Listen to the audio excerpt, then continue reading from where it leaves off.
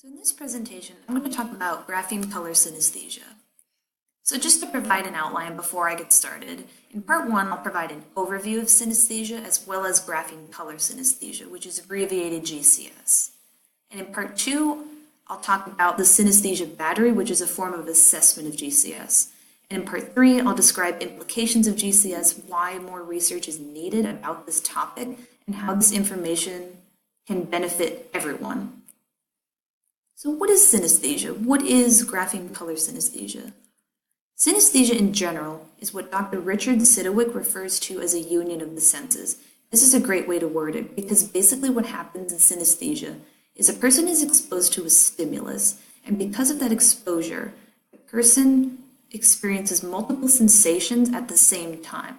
So in grapheme color synesthesia, a person is exposed to a letter or number which is known as a grapheme, and they associate the letters or numbers with certain colors. So I actually have GCS, and I've participated in research about GCS, and I've spoken with a neuroscientist, so I know quite a bit about GCS. This slide I've provided my own number associations because I think it's helpful to actually see what I'm talking about, because very few people have GCS. So you can see that all the colors are represented, and everything from white to black. So basically, it doesn't really matter what colors you prefer or anything like that. I didn't choose any of this, and all of this is without deliberate thought. So it's important to mention that GCS is a psychological condition. It's not a mental disorder. The distinction between the two is that a disorder causes significant distress or interferes with someone's daily functioning. This is not the case with GCS because it doesn't result in stress, nor does it interfere with daily functioning.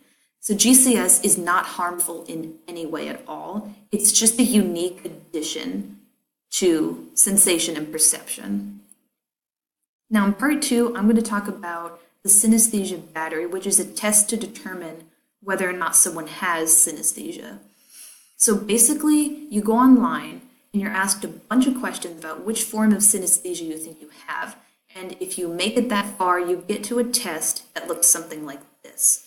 So you can see the grapheme that they've chosen in this example is the number 3.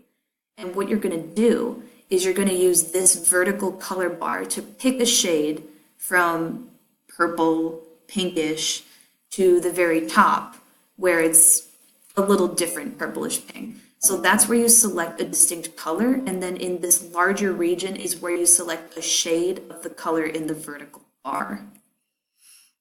And if you make it through, all the way through, after all those questions, you'll get a result page that looks like this.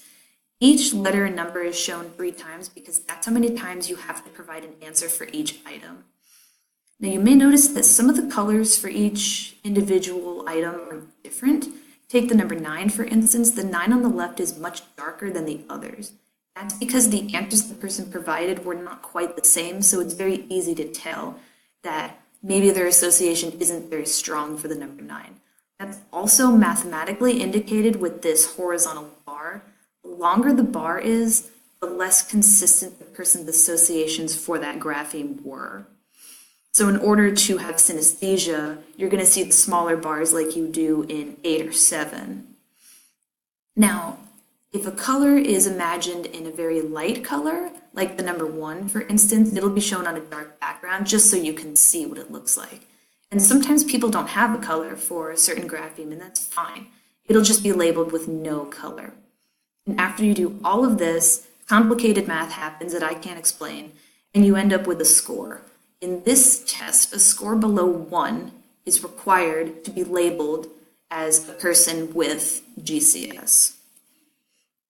So now I'm going to talk about the implications of GCS, which are important to all kinds of people, regardless of whether or not you have GCS. So unfortunately, there's not a lot of research about GCS. Very few people have GCS. The highest estimate I was able to find is 5%. So professionals think that only a max of 5% of people have GCS. And on top of that, many don't even know about GCS. They don't know what it is, and they don't know that it is a unique way of thinking. So the combination of those factors makes it very difficult to recruit participants. So it's fair to say that there is a great need for GCS research.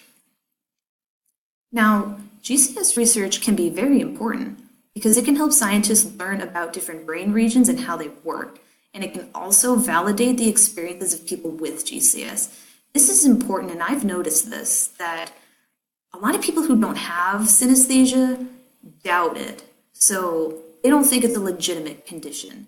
But after participating in a study and talking with a neuroscientist and having my own experiences, it's definitely a real condition. And if you ever look at brain images of people while they have these associations, you can see that unique interactions are occurring throughout the brain. So it is absolutely a real condition.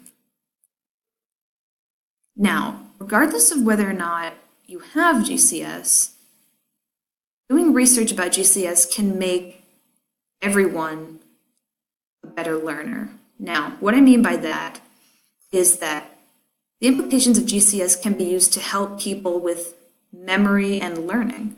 So consider this example. I had a friend and she was telling me about how she doesn't want to take a history class because she has to remember dates. And I remember sitting there thinking that that is not difficult for me personally just because I have these associations. So the example I thought of was the year that the Berlin Wall fell. The Berlin Wall fell in 1989, and for me, that is a purple and blue thought. The 9s are purple and the 8 is blue. So it's going to be very difficult for me to forget things like that. And that's why I've never had a problem memorizing numbers or anything, and I didn't know that that was a unique way of thinking until college, so you learn something new. And the implications of GCS can potentially be important to all kinds of people. Even without GCS, people can be taught to make these kinds of associations. Professionals in this area of study have actually suggested taking this approach to learning about GCS to include all individuals, regardless of whether or not they have GCS, in order to learn about the brain. Learning associations similar to those of GCS could also help someone trying to remember any kind of number, or it might even help people learn a new language. So there are a lot of possibilities when talking about GCS research. So that is the end of my presentation. Thank you very much for watching. I appreciate your time. I hope you find this topic to be as interesting as I do, and thank you again for watching.